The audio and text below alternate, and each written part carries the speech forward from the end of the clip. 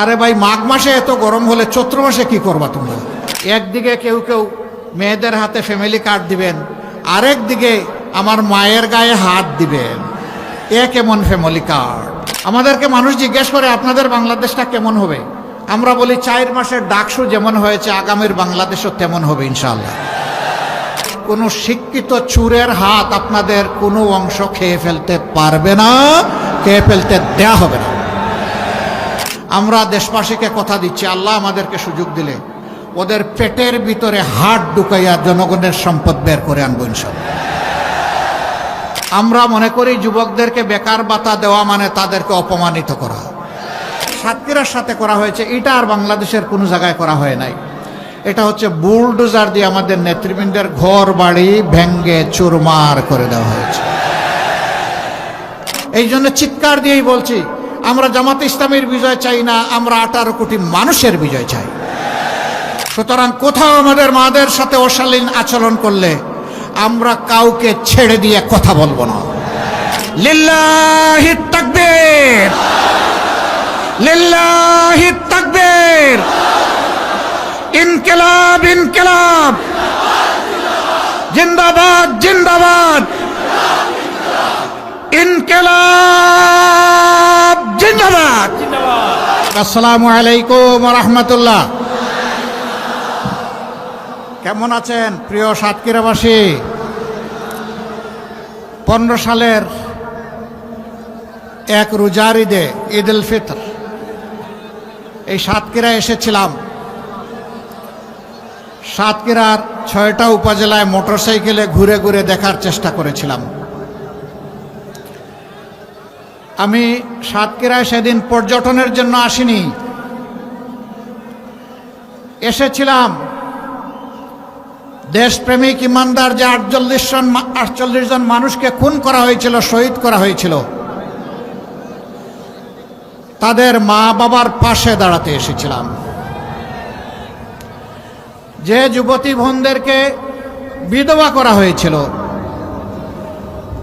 তার প্রতি সংহতি শ্রদ্ধা জানাতে এসেছিলাম। যে কচি শিশুরা বাপ হারিয়ে অন্ধকার দেখছিল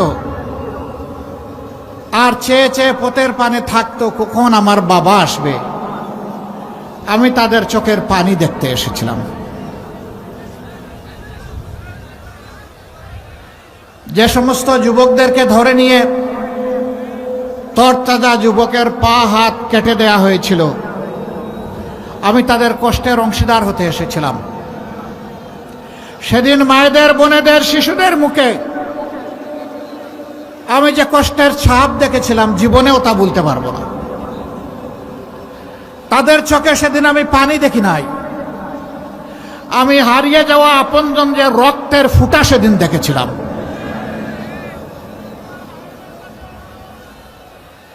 তালার 2টি বাচ্চা, রুকিয়া এবং রুকায়া, ওরা দেয়ালে ছবি দেখে বলেছিল এটা আমার বাবার ছবি।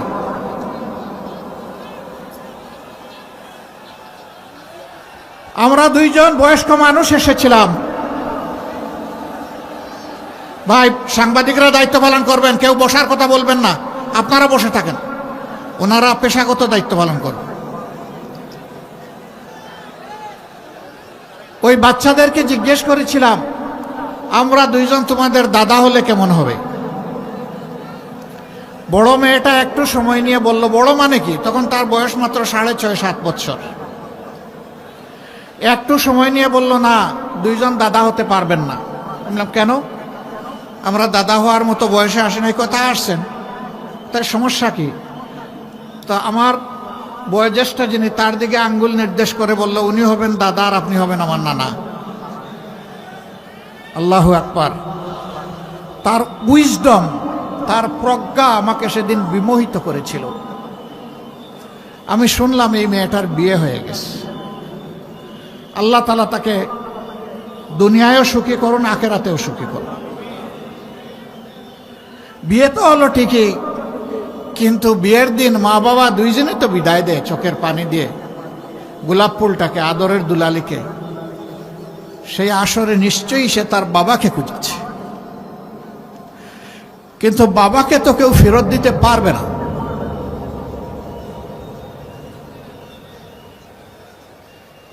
কিছু সংখ্যক মা বলেছিলেন, আমার সন্তানের কি দোষ, তারা মারল কেন? আমি বলেছিলাম, আপনার সন্তানের দোষের জবাব আল্লাহ দিয়েছেন। ওমা নাকামু মিনহুম ইল্লা আইয়ুমিনু বিল্লাহিল আজিজিল হামিদ। আপনার সন্তানের এর ছাড়া আর কোনো দোষ ছিল না। সে আল্লাহর উপর ঈমান এনেছিল এবং বলেছিল, দুনিয়ায় আল্লাহর কর্তৃত্ব ছাড়া কাউকে আমি কর্তৃত্বশালী মানি না। যেহেতু আল্লাহ তাআলা সমস্ত নিয়ামত দিয়ে আমাদেরকে অলংকৃত করেছেন, এই জন্য তার ছাড়া কারো প্রশংসা করি না। কোনো নেতার নয়, কোনো নেত্রীর নয়, প্রশংসা হবে একমাত্র আলহামদুলিল্লাহি রাব্বিল আলামিন। সকল প্রশংসা একমাত্র রব্বুল আলামিন আল্লাহর। এইটাই আপনার সন্তানের দোষ ছিল, অপরাধ ছিল। একজন মা বললেন, তাহলে সেই অপরাধ তো আমারও। আল্লাহ কি এই জন্য আমাদেরকে ভালোবাসবেন? আমি বললাম, নিশ্চয়ই। আপনার যে সন্তান আল্লাহকে ভালোবেসে দিনের জন্য তার জীবন দিয়েছে, রক্ত দিয়েছে, আপনাকে এবং আপনার সন্তানকে আল্লাহ ভালোবাসে। আমরা দোয়া করব আল্লাহর ভালোবাসার মানুষ যেন আপনারা হতে পারেন। তখন তিনি বললেন যে, কলিজার ভিতরে একটু শান্তি অনুভব করছি। সম্মানিত ভাইয়েরা, শুধু কি সাতক্ষীরা? হ্যাঁ, বাংলাদেশের মধ্যে সবচেয়ে বেশি অপরাধ করা হয়েছে সাতক্ষীরায়। একটি সিঙ্গেল জেলায় কোথাও এত সংখ্যক মানুষকে খুন করা হয়নি। বিচার আমরা দুনিয়ায় পাবো কিনা জানি না, তবে বিচার ইনশাআল্লাহ আমরা আখিরাতে পাবো। শহীদের এই রক্তভেজা 6টি উপজেলায় যখন ঘুরছিলাম, তখন আমি জিজ্ঞেস করলাম যে রাস্তাঘাটের এই অবস্থা কেন? বলে যে সরকার এই দেশের অংশ, এটাকে স্বীকার করে না। আমাদের উপর ঝাল মেটাচ্ছে কেন? সাতক্ষীরার মানুষ ন্যায়, ইনসাফ এবং ইসলামের পক্ষে অবস্থান নিল। এই জন্য তারা বোধহয় সিদ্ধান্ত নিয়েছে এখানে কোনো উন্নয়ন করবে না। দিন যায়, রাত পোহায়, সপ্তাহ যায়, মাস যায়, বৎসর গড়ায়। মানুষ হয়তো মনে করে আমি বোধহয় আর মরব না, আমার ক্ষমতা, আমার তখ্ত চিরদিন এইভাবে থাকবে।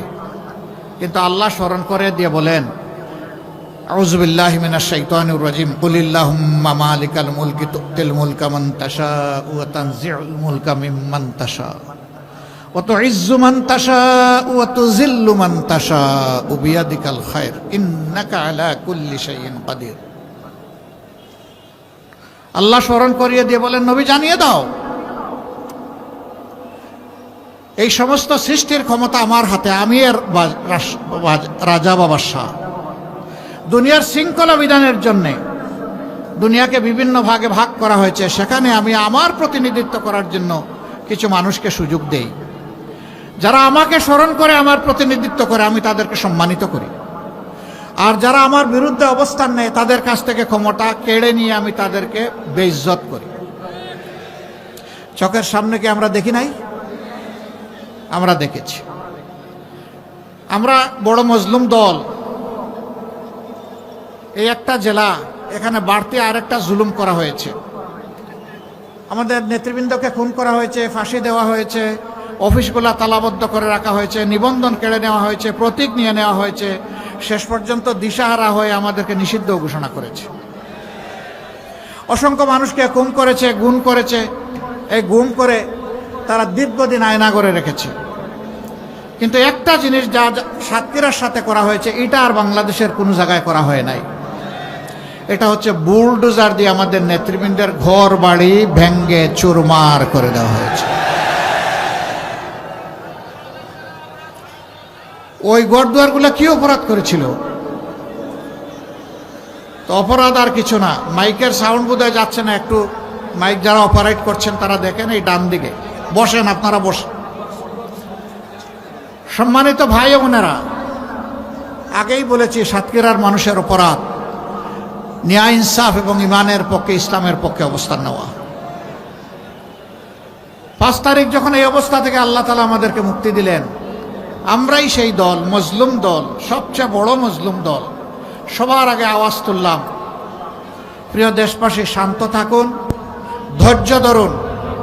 এবং জননিরাপত্তা বিধানে নিজ নিজ জায়গা থেকে দায়িত্ব পালন করুন।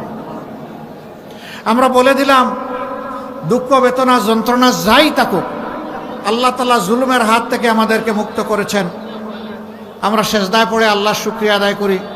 আমরা কারো উপর প্রতিশোধ নেব না। সারা বাংলাদেশে আমাদেরকে যে পরিমাণ ক্ষতিগ্রস্ত করা হয়েছে খুন গুমের মাধ্যমে, মা বোনদেরকে দফায় দফায় জেলে নিয়ে, রিমান্ডে নিয়ে কষ্ট দেওয়ার মাধ্যমে, এমনকি মা বোনদেরকে গুলি করে খুনও করা হয়েছে। কিন্তু আমরা ধৈর্য ধরলাম কি জন্য? আল্লাহ তাআলার জন্য। কি জন্য? এই দেশকে ভালোবাসি। কি জন্য? এই দেশের মানুষকে ভালোবাসি। আমরা আমাদের কর্মীদেরকে সর্বত্র বলে দিলাম, সহকর্মীদেরকে, কোথাও মানুষের জীবন, সম্পদ এবং ইজ্জতের দিকে হাত এবং চোখ বাড়ানো যাবে না। আলহামদুলিল্লাহ, সাতক্ষীরা সহ সারা বাংলাদেশে কোথাও আমাদের নেতা কর্মীরা চান্দাবাজ হয়ে ঝাঁপিয়ে পড়ে নাই জনগণের উপরে। কোথাও কোনো কিছু দখল করে নাই, কোথাও মামলা বাণিজ্য করে নাই। যে মানুষ দোষ করে নাই তাকে মামলার আসামি কোথাও বানানো হয় নাই।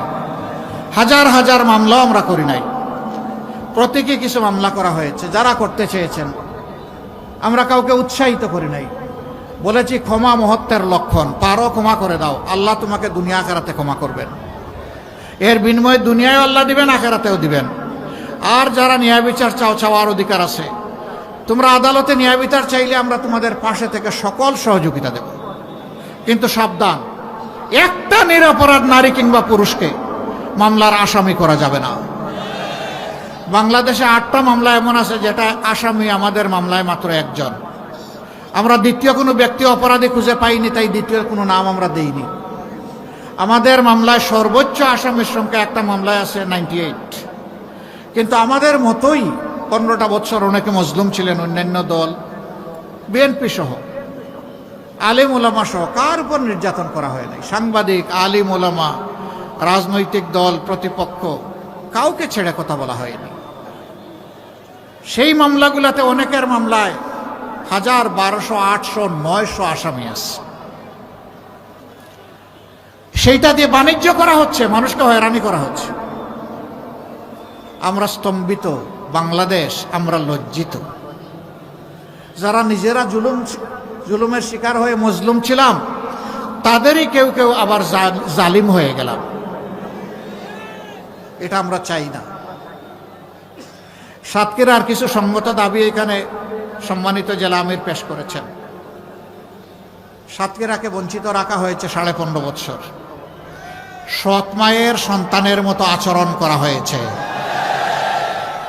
আমরা আপনাদের কাছে আহ্বান জানাই, অনুরোধ জানাই, সাতক্ষীরার 4টা আসন ইনশাআল্লাহ আপনারা ন্যায় এবং ইনসাফ কায়েমের জন্য, জনগণের সরকার কায়েম করার জন্য, দিনদার সরকার কায়েম করার জন্য, মদিনার শাসনের আমলে একটা সুশাসন কায়েম করার জন্য আপনারা যদি আমাদেরকে উপহার দেন, তাহলে আপনাদের প্রতি আমরা গভীর কৃতজ্ঞতা প্রকাশ করব এবং এই ঋণ পরিশোধ করার জন্য পুরা সময় জুড়ে আমরা চেষ্টা করব ইনশাআল্লাহ। আপনাদের সাথে আলোচনা করে আপনাদের সমস্যাগুলা সমাধান করা হবে ইনশাআল্লাহ। উপর থেকে কিছুই চাপিয়ে দেওয়া হবে না।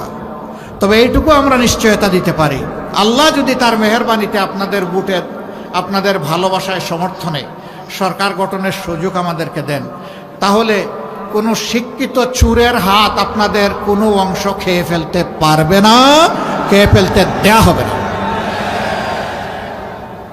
এই দুঃখী বাংলাদেশের সম্পদ লুট করে কিছু লোক, কিছু রাজনৈতিক দুর্বৃত্ত এবং কিছু লোক জনগণের সেবক হয়ে এমন এমন কাজ করেছে যে তারা দেশের সম্পদ লুণ্ঠন করে বিদেশে পাচার করেছে।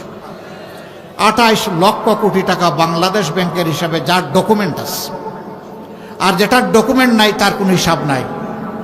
আমরা দেশবাসীকে কথা দিচ্ছি, আল্লাহ আমাদেরকে সুযোগ দিলে ওদের পেটের ভিতরে হাত ঢুকাইয়া জনগণের সম্পদ বের করে আনবো ইনশাআল্লাহ। যা পারি, যতটুকু পারি, কোনো ক্ষমা নাই এই ব্যাপারে। জনগণের সম্পদ লুণ্ঠনকারীর ব্যাপারে আমাদের কোনো দয়াও নাই, ক্ষমাও নাই। এখানে আমরা কঠোর, আপোষহীন। আর ভবিষ্যতের বার্তা হবে ফ্রম রাইট নাও। যেদিন এই সরকার শপথ নেবে, অতীতে যা করেছে ওইটা পরে দেখা যাবে, এখন থেকে কেউ আর কালো টাকার দিকে হাত বাড়াতে পারবে না। আমরা সম্মানের সাথে সকল পেশার, সকল শ্রেণীর রাষ্ট্রের সেবক, কর্মকর্তা, কর্মচারীদেরকে বাঁচার পরিবেশ তৈরি করে দেব। যারা ঝুঁকিপূর্ণ পেশায় দায়িত্ব পালন করেন তাদের স্যালারি হবে সম্পূর্ণ আলাদা। যিনি 9টা 5টা অফিস করেন, যার জীবনের কোনো ঝুঁকি নাই, নিরাপত্তার সাথে গিয়ে দায়িত্ব পালন করে আসেন, আর যে 24 ঘন্টা রাউন্ড দ্য ক্লক 2 চোখ তার খোলা রেখে দায়িত্ব পালন করতে হয়, তাদের উপরের বেতন কাঠামো এক হওয়া চরম বেইনসাফি।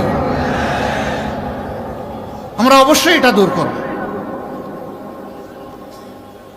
ইনসাফ কায়েমের অর্থ এটা নয় যে সবাইকে সমান দিতে হবে। ইনসাফ কায়েমের মানে হচ্ছে সবাইকে তার ন্যায্য পাওনা দিতে হবে। ইনশাআল্লাহ আমরা সেটাই করব, আল্লাহ যদি তৌফিক দেন। সম্মানিত ভাইরা, এখন তো মাঘ মাস নাকি না, সাতক্ষীরা চৈত্র মাস, মাঘ মাস। তারপরে আজকের রোদ একটু কঠিন, আমরা দুঃখিত। আল্লাহ তাআলা এই ত্যাগের বিনিময়ে আপনাদেরকে দান করবেন। ইলেকশন হবে ইনশাআল্লাহ আগামী 12 তারিখ। 2টা ভোট আমরা দেব। সারা বাংলাদেশে জনগণের স্রোত তৈরি হয়েছে ন্যায় এবং ইনসাফের পক্ষে, পরিবর্তনের পক্ষে, বস্তা পচা রাজনীতির বিপক্ষে, দুর্নীতির বিপক্ষে, ফ্যাসিবাদের বিপক্ষে, জুলুমতন্ত্রের বিপক্ষে, মা বোনদেরকে বেইজ্জত করার বিপক্ষে, ইজ্জত দেওয়ার পক্ষে। কিছু মানুষ এই অবস্থা দেখে তারা মাথা গরম হয়ে গেছে। আরে ভাই, মাঘ মাসে এত গরম হলে চৈত্র মাসে কি করবা তোমরা? ঠান্ডা থাকো। বাংলাদেশের যুবকেরা জানিয়ে দিয়েছে রায় দিয়ে, আমরা ইনসাফের সাথে আছি, আমরা পরিবর্তনের বাংলাদেশের সাথে আছি। সংস্কার যারা জানে প্রাণে চাইবে, আমরা তাদের সাথে আছি। অলরেডি 5টা সর্ববৃহৎ পাবলিক বিশ্ববিদ্যালয়ের ছাত্রছাত্রীরা এটা জানিয়ে দিয়েছে। মাথা গরম হওয়ার কিছু কারণও আছে। যখন বিশ্ববিদ্যালয়ের একজন মেয়েকে জিজ্ঞেস করা হয় যে আপনি কেন ছাত্র শিবিরকে ভোট দিলেন, বলে যে উই ফিল প্রাউড, কারণ ছাত্র শিবির আমাদের নিরাপত্তা নিশ্চিত করেছে, করবে। আমাদেরকে মানুষ জিজ্ঞেস করে আপনাদের বাংলাদেশটা কেমন হবে, আমরা বলি 4 মাসের ডাকসু যেমন হয়েছে আগামীর বাংলাদেশও তেমন হবে ইনশাআল্লাহ। রিসেন্টলি একজন মা, একজন বোন, পোশাকে তিনি আধুনিকা, তাকে সাংবাদিক বন্ধু জিজ্ঞেস করেছেন আপনি কাকে চান আগামীর বাংলাদেশে? তিনি বলছেন জামাত। বলছে আশ্চর্য, আপনার এই পোশাক নিয়ে আপনি জামাত চান? তো জামাত যদি রাষ্ট্রের দায়িত্বে আসে, ওরা বলছে ক্ষমতায় আসে, তাইলে আপনাকে তো এই পোশাক পরতে দিবে না। বলে পরবো না। বলে যে অন্য পোশাক পরতে হবে, পরবো। আপনি কেন জামাতকে চান? বলে যে জামাত আসলেই দেশটা ঠিক হবে। জিজ্ঞেস করেন সাংবাদিক বন্ধুটি যে জামাতের কোন জিনিসটি আপনার ভালো লাগে? কয় যে পুরা জামাতকেই আমার ভালো লাগে। This is reality of Bangladesh. তিলে তিলে জ্বলে জ্বলে দেশপ্রেমের কঠিন পরীক্ষা দিয়ে অন্যায় এবং আধিপত্যবাদের কাছে মাথা নত না করে নিজ দলের নেতারা, দায়িত্বশীলরা যেখানে হাসি মুখে ফাঁসির কাস্টে গিয়ে দাঁড়িয়েছেন, সেই দলকে আপনি ভাই ভয় দেখাবেন না। কিন্তু কিছু লীগ, তারাও মায়ের পেট থেকে জন্ম নিয়েছেন, আমরা সকলেই মায়ের পেট থেকে দুনিয়া এসেছি, তারা আমাদের মায়েদের ইজ্জতের উপর হাত দিয়েছেন। আমরা তাদেরকে অনুরোধ করি, তোমরা তোমাদের মাদেরকে সম্মান করতে শেখো। যারা নিজের মাকে সম্মান করতে পারে, তারা গোটা জাতির মায়ের জাতিকেও সম্মান করতে পারে। আর যারা নিজের পরিবারে নিজের মাকে সম্মান করতে জানে না, তারা অন্য মাকেও সম্মান করতে পারবে না। আমরা তাদেরকে অনুরোধ করি, ফিরে আসো, এই অপকর্ম করবা না। মনে রাখবা, আমাদের জীবনের চেয়ে আমাদের মাদের ইজ্জতের মূল্য আমাদের কাছে বেশি। সুতরাং কোথাও আমাদের মাদের সাথে অশালীন আচরণ করলে আমরা কাউকে ছেড়ে দিয়ে কথা বলবো না। বিশেষ করে যুবকদের প্রতি আমার অনুরোধ, কোনো মায়ের ইজ্জতের এইরকম কোনো খবর পেলে জান প্রাণ দিয়ে সেখানে গিয়ে ছুটে হাজির হবা এবং বলে দিবা, ইনি আমার মা। আমরা আমার মায়ের মতো সমস্ত নারীদেরকে সম্মান করি, তোমরা কেন হাত বাড়িয়েছ জবাব দিতে হবে। কোথাও ছেড়ে কথা বলবো না। মাদেরকে আমরা স্পষ্ট বলি, ইনশাআল্লাহ ইনসাফের বাংলাদেশ যেদিন কায়েম হবে, ঘরে চলাচলে এবং কর্মস্থলে সর্বাগ্রে আপনাদের শতভাগ নিরাপত্তা নিশ্চিত করা হবে ইনশাআল্লাহ। এবং ইজ্জতের সাথে দেশ গড়ার কাজে আপনারা অংশগ্রহণ করবেন। কোনো অপপ্রচারকে পাত্তাই দেবেন না। মিথ্যাবাদীরা অনেক কিছু বলতে পারে, আমরা বিশ্বাস করি দেশবাসী ওই মিথ্যা অপপ্রচারকে বিশ্বাস করে না। একদিকে কেউ কেউ মেয়েদের হাতে ফ্যামিলি কার্ড দিবেন, আরেক দিকে আমার মায়ের গায়ে হাত দিবেন। এ কেমন ফ্যামিলি কার্ড? আপনি যদি সত্যি মাকে সম্মান করেন তাহলে সর্বত্র সম্মান দেখাতে হবে, সব মাকে সম্মান দেখাতে হবে। আজকে যে বাচ্চাটার বয়স, শিশু বাচ্চা, মেয়ে বাচ্চার বয়স 1 বছর, সেও আমার মা। কারণ সে যখন বড় হবে তখন সেও কোনো না কোনো সন্তানের মা হবে ইনশাআল্লাহ। প্রত্যেকটি নারীকে এইভাবেই মা হিসাবে গণ্য করতে হবে। প্রিয় দেশবাসী, যুবকদের হাতে আমরা বেকারের ভাতা উঠাই দেব না। আমরা মনে করি যুবকদেরকে বেকার ভাতা দেওয়া মানে তাদেরকে অপমানিত করা। যুবকরা কারো বেকার ভাতা চায় না। যুবকরা সম্মানের সাথে লড়াই করে দেশ গড়তে চায়। সেই যুবকদের হাতকে ইনশাআল্লাহ দক্ষ নাগরিকের হাত, দেশ গড়ার কারিগরের হাতে আমরা পরিণত করব ইনশাআল্লাহ, উপযুক্ত শিক্ষা এবং প্রশিক্ষণ দেওয়ার মাধ্যমে। এবং এর দায়িত্ব পালন করবে রাষ্ট্র। এরপরেই এই যুবকদের হাতে আমরা মর্যাদার কাজ তুলে দেব। তখন যুবকরা খুশি হয়ে বলবে, আমি দেশের একজন গর্বিত নাগরিক, দেশ গড়ার কাছে আমারও একটা অংশ আছে। সম্মানিত ভাইয়েরা, এই সাতক্ষীরা জেলা অনেক কারণেই সম্মানিত। এই জেলায় কাজী শামসুর রহমান সাহেবের মতো নেতা ছিলেন, অধ্যক্ষ মৌলানা আব্দুল খালিক রাহিমাহুল্লাহর মতো নেতা ছিলেন। আমরা তাদেরকে গভীর, মৌলানা রিয়াসত আলী রাহিমাহুল্লাহর মতো নেতা ছিলেন, আরও অনেকে ছিলেন। আমরা তাদের সকলকে গভীর শ্রদ্ধার সাথে স্মরণ করি। একটা ছেলের কারণে আপনারা আলহামদুলিল্লাহ গর্বিত। এ ক্রিকেট বিশ্বে আপনাদেরকে আলোকিত করেছে, বাংলাদেশকে আলোকিত করেছে মুস্তাফিজ, তাই না? এই ছেলেটাকে পার্শ্ববর্তী দেশ একটা ফ্রেন্ডলি ম্যাচে যেতে দিল না। দেশের প্রতি, ক্রিকেটের প্রতি এটা চরম অপমান। বাংলাদেশের ক্রিকেট বোর্ড এরকম বিব্রতকর পরিস্থিতি ভারতে গিয়ে আবার টি-20 খেলার সিদ্ধান্ত প্রত্যাহার করেছে। দাবি ছিল যে এই খেলাটা শ্রীলঙ্কায় হোক, আমরা যাব। ক্রিকেট বোর্ড এই সঙ্গত দাবিটাকে মানল না। আমরা দুঃখিত, আমরা লজ্জিত। এখনো সময় আছে, আমরা অনুরোধ করি আপনারা আপনাদের সিদ্ধান্ত রিভিউ করেন। এরকম দুনিয়ার বহু দেশে ইতিহাস আছে, বিশ্বকাপ হয়েছে, কোনো একটা দল ইনসিকিউর অথবা ইনসাল্ট ফিল করেছে, সে বলেছে আমরা ওই দেশে গিয়ে খেলবো না, পার্শ্ববর্তী দেশের ভেন্যুতে আমরা খেলবো। সেই দেশ নির্ধারণ করা হয়েছে। যদি অন্যদের জন্য তাই করা হয়, বাংলাদেশের জন্য কেন করা হবে না?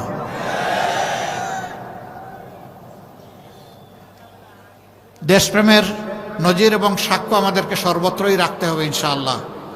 আমরা আমাদের প্রতিবেশীদেরকে বন্ধু এবং প্রতিবেশী হিসাবে দেখতে চাই। আমরা তাদের সাথে উত্তম আচরণ করতে চাই, কিন্তু আমরা তাদের কাছ থেকেও উত্তম আচরণ চাই। আমাদের কথা সাফ, আমরা ন্যায়সঙ্গত পন্থায় কারো কোনো ক্ষতি না করেই তাদের সাথে উত্তম সম্পর্ক আমরা রাখতে চাই। আমরা উত্তম বন্ধু হিসাবে রাখতে চাই, কিন্তু আল্লাহর কসম আমরা কাউকে প্রভু হিসাবে আসতে দেব না। প্রভু আমাদের একজন, আল্লাহ রাব্বুল আলামিন, এর বাইরে আমাদের কোনো প্রভু নাই। এই ব্যাপারে আমরা আপোষহীন। আমরা আশা করি আমাদের এই বিষয়টা মর্যাদার চোখে সবাই দেখবেন ইনশাআল্লাহ।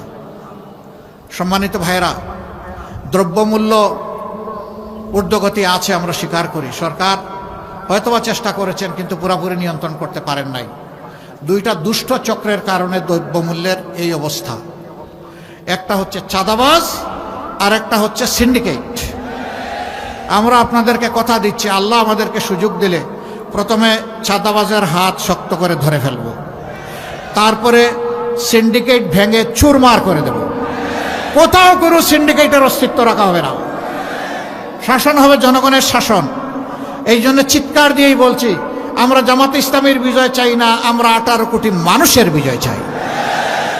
18 কোটি মানুষ মুক্ত হলে আমরাও মুক্ত। 18 কোটি মানুষ যদি দালাল একেবারেই বিপজ্জনক পজিশনে পড়ে যায়, আমরাও বিপজ্জনক পজিশনে পড়ে যাব। ভোট কয়টা? একটা হা অথবা না, তাই না? হা অর্থ হচ্ছে আজাদি, না অর্থ হচ্ছে গুলামি। এবার বলুন, গুলামি না আজাদি? গুলামি না আজাদি? সম্মানিত ভাইয়েরা, সেই আজাদি নিশ্চিত করার পক্ষে 12 তারিখ প্রথম সিলটি পড়বে হা ভোটে ইনশাআল্লাহ। হা ভোট জয়ী হলে বাংলাদেশ বিজয়ী হবে, হা ভোট হেরে গেলে বাংলাদেশ হেরে যাবে ইনশাআল্লাহ। আল্লাহ আমাদেরকে সাহায্য করবেন, হা ভোট বিপুল ব্যবধানে বিজয়ী হবে ইনশাআল্লাহ। আমরা আমাদের সমস্ত পরিবারের সদস্য, প্রতিবেশী, আপনজন, প্রিয়জন, কর্মস্থলের সঙ্গী, সাধারণ মানুষ, পাড়াপড়শি সবাইকে ইনশাআল্লাহ আমরা হা ভোটের পক্ষে ভোট দেওয়ার জন্য আহ্বান জানাবো।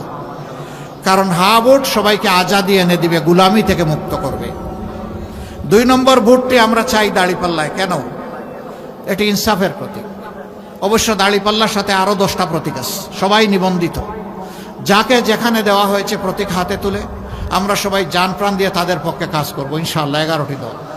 আমরা ঐক্যবদ্ধ বাংলাদেশ চাই বলেই 11 দল ঐক্যবদ্ধ হয়েছে। আমরা কোনো বিভক্ত বাংলাদেশ চাই না। অতীতের কাসুন্দি শুনতে চাই না।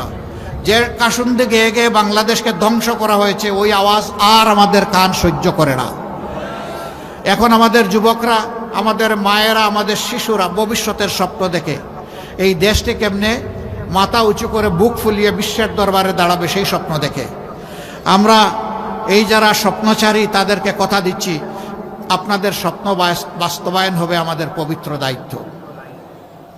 আমরা বাংলাদেশে ইনসাফের ভিত্তিতে দিনের নির্দেশনার আলোকে এই দেশকে গড়ে তুলতে চাই পর্যায়ক্রমে ইনশাআল্লাহ।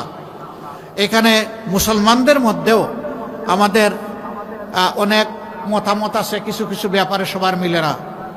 ইনশাআল্লাহ আল্লাহ তাআলা সেই সুযোগ দিলে সবাইকে নিয়ে বসে কমন বোর্ড গঠন করে কিভাবে দেশ চলবে, এই দেশের জনগণকে কিভাবে সেবা দেওয়া হবে, সেই সিদ্ধান্ত ইনশাআল্লাহ নেওয়া হবে। সবাইকে বুকে টেনে নিয়েই আমরা ইনশাআল্লাহ করব। আমি 12 তারিখ ইনসাফের পক্ষে, ন্যায়ের পক্ষে, আধিপত্যবাদের বিরুদ্ধে, ফেসিবাদের বিরুদ্ধে শক্তভাবে, মজবুতভাবে দাঁড়ানোর জন্য, জেগে ওঠার জন্য সাতক্ষীরাবাসীকে আহ্বান জানাচ্ছি।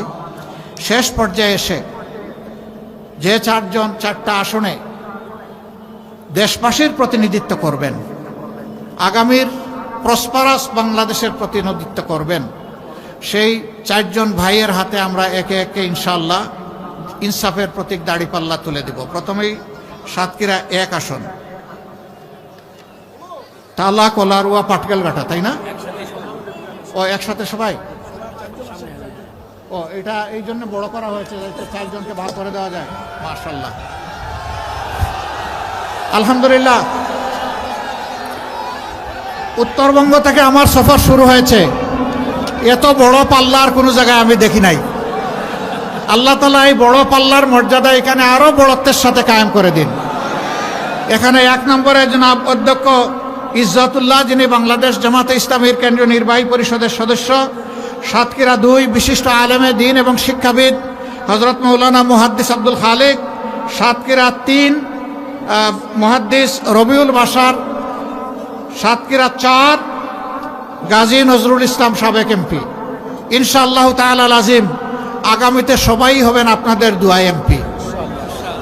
ভাই মার্কা আছে?